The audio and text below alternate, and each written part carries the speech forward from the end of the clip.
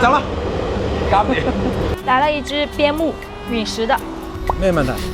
見到狗公就會好激動。會打嗎？會。你捨得打？走，你想佢點？我想佢就唔好同啲狗打交，聽我話企啊嘛前邊。而家叫佢坐低。咁唔得啦，瞓咩啫？走得啦。你放個狗出嚟，佢就去打啦喎。不能打。哎，過來。好了好了，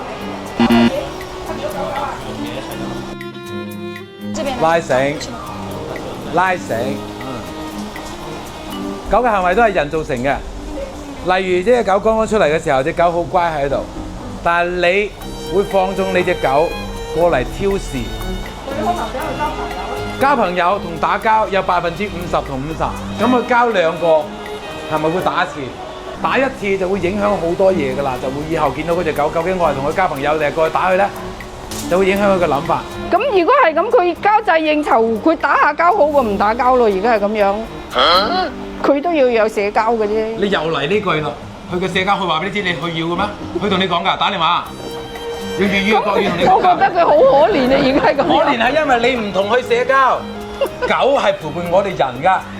係要同我哋人去做交流㗎，你都完全冇同佢交流㗎。你牽隻狗，我去嗰度聞一下，去嗰度聞一下，去嗰度聞一下。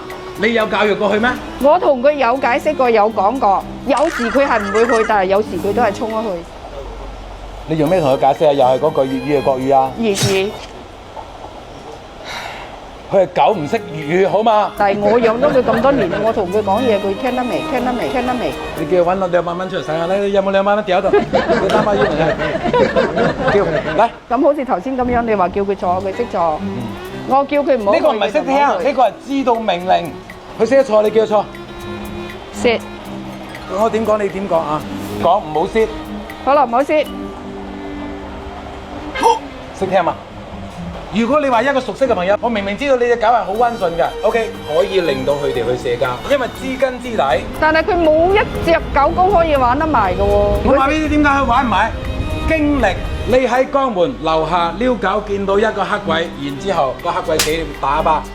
今日啊，好，聽日你同樣喺樓下遛狗，見到個黑鬼，又俾你打一巴。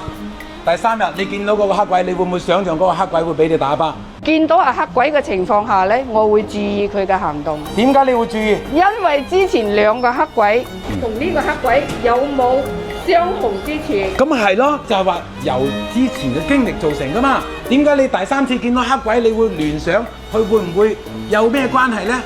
咁你識聯想，狗都識㗎。佢作為狗同狗之間，又要社交啊嘛，又係回到呢個啦嘛，走啦，搞掂，盡力啦！